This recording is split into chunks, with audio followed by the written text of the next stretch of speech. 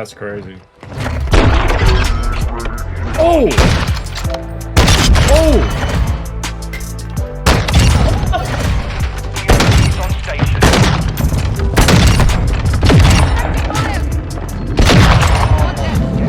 UAV ready to deploy. Friendly UAV online. I'm feeling really bad, dude. I feel like I can't. UAV ready to deploy. Okay. Yo, what is going on, guys? So in today's video, I'm going to be showing you my secret controller settings that help me snipe on Modern Warfare 2. I will be going through my graphic settings and showing you how to get the best FPS as well as a balanced quality looking game. So yeah, stick around, watch the video, drop a sub if you're new, and let's get into it. Our UAV is in the area. UAV standing by. Hardpoint relocated.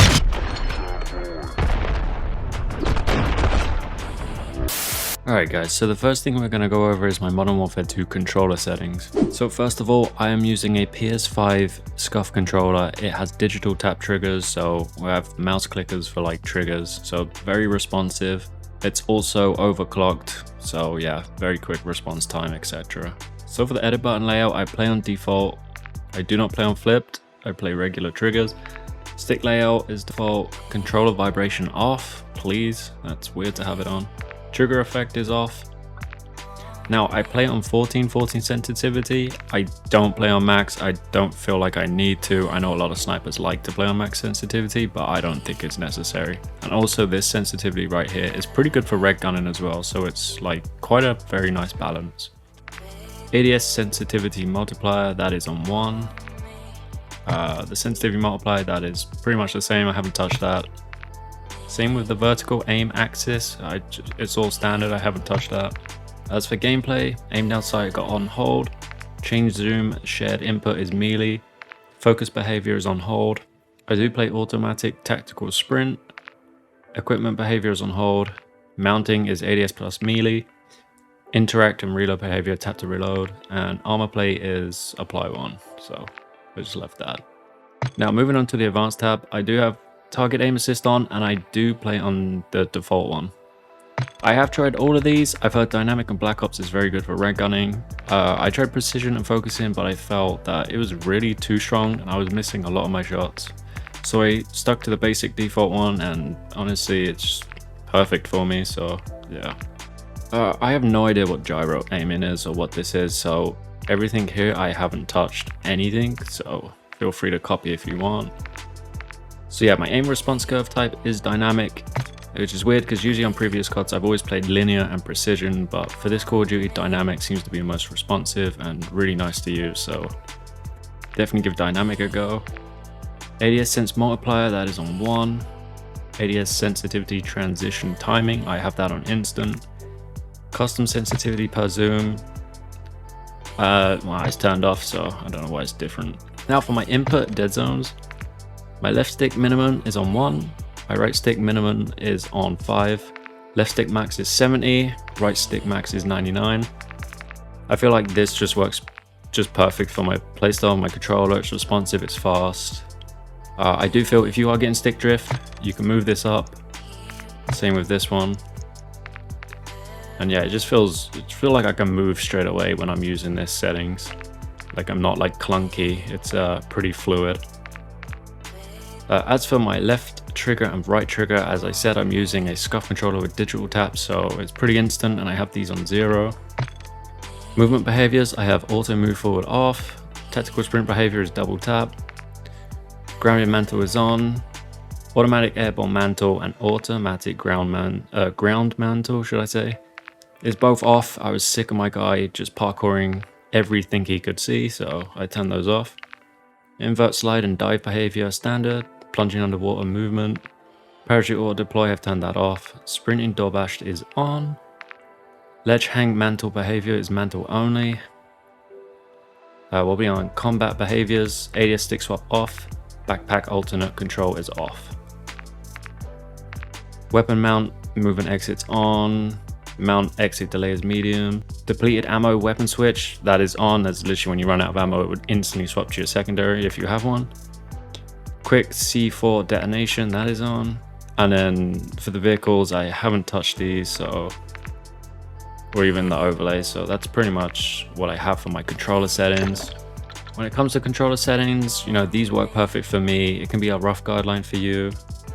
So if you want to give them a try and it might improve your gameplay, then go ahead. You can adjust it slightly and it might just feel a bit better the way you play. Just, yeah, it's all trial and error really. Who knows, I might even change and update this video in the future, so. Alright, moving on to the graphics settings. Before I show you the ones in game, let me just show you my NVIDIA control panel and what I have on. So I have a 3080 series card, and these are the settings I use on it. I'm just going to scroll down, so feel free to pause it whenever you want. So that's going to be the manage 3D settings, and then for my adjust desktop color settings to make the game look kind of nice. My brightness I've turned to 55, my contrast is 75, my gamma is 1.15, and the digital vibrance I put up to 75%. So actually that makes my game look pretty nice with these settings. Okay, so with the graphics settings there's a lot to get through, so please bear with me. For the display, I use full screen exclusive. I know that if you tap in and out a lot, then you would want to use full screen borderless, but for me, I have two PCs set up, so I got full screen exclusive is for me. I'm using a Asus ROG 1440p 270Hz monitor. It's a very nice monitor with a very fast response time. So yeah, I thought I'd flex that real quick, sorry. As I said before, I'm running a 3080. My refresh rate, yeah, 270. Aspect ratio is automatic. VSync I have turned off. My custom frame rate limit is set to 300. The menu is set to 60 and out of focus is 30. For brightness, I set it to 55. And high dynamic range is turned off. These quality settings is not only going to give you a nice looking game, but also some really good frames. I do get over 200 frames. Some maps I'm pretty like up there to the 270s to 280s. I guess it depends on the area of the map, etc. Upscaling and sharpening, I am using NVIDIA DLSS. I'm also using performance and my sharpness on 90. The quality looks good, but I also feel if performance gives me like extra frames, and with the settings I have, the quality is still crystal clear. I can see things nicely, so that is what I'm rocking for that. My video memory scale is 90. Texture resolution is normal. Texture filter is normal too. Nearby level detail low. Distant level detail low. Clutter draw distance short. The particle quality I've set to high. I didn't see this really affect my frames at all, so I kept this on high. Particle quality level I set to very low. Bullet impacts and sprays are on. Now for my shader quality, I have this set to high because if you do not want your gold gun or, you know, camos etc looking like complete cheese blocks, then definitely set this to either high or medium. If I wanted I think a couple of extra frames, I would turn this to medium, but I've got a pretty good PC and I'll leave this on high. It looks really good for me. Isolation is off. Terrain memory is minimum. On-demand texture streaming I have turned off. Streaming quality, I left this on normal. Volumetric quality low. Deferred physics quality off. Water caustics off. There's a lot of water feature settings in this, it's kind of wild. Shadow map resolution I have set to very low. Now you can have extra, high, ultra, like this one will affect your frames the most. Of course I want some frames, so I turn this to very low and my game still looks pretty good. Screen space shadows off. Spot shadow quality low.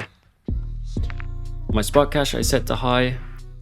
I did kind of see somewhere that if you turn this on higher or ultra, it stops your game from kind of crashing. My game did actually crash quite a lot, and as soon as I turned it to high, it didn't as much. In fact, it rarely did at all. I don't know if that's like false information or what, but it seemed to work for me for some reason, so give that a go if your game crashes. But yeah, then again, I could be wrong. So particle lighting is set to low. Ambient oculation is off. Screen space reflections off. Static reflection quality low. Weather grid volumes is turned off. And my NVIDIA reflex low latency I have on. And for these, for these depth of field, world motion blur, weapon motion blur, and film grain off and 0. Just completely get rid of those.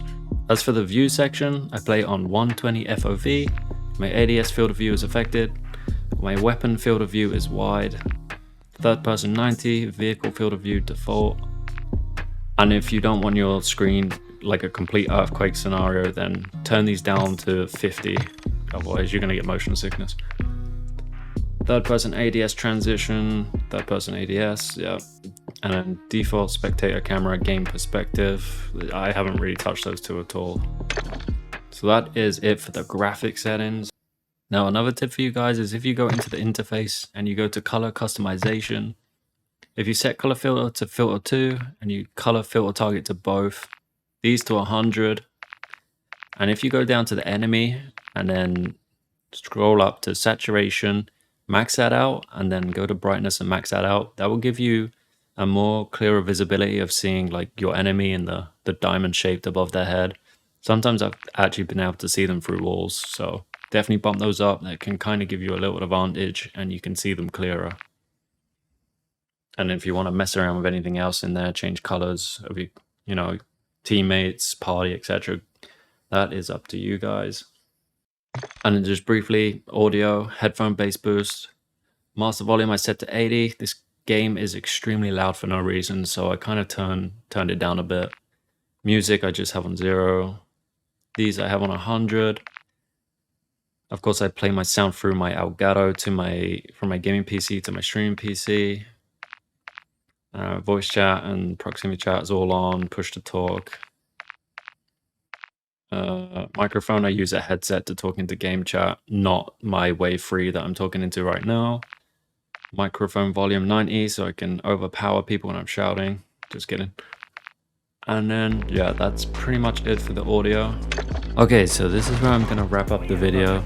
I was gonna add some sniping tips to this as well, but I feel like I would have dragged the video out too long and we already had so many settings and things to go through. So I will save the sniper tips for a different video if you guys want. But yeah, if this helps you out, if you want to try these settings, if you enjoyed the video, drop a like, subscribe for more. I really appreciate it. And yeah, I will see you in the next video.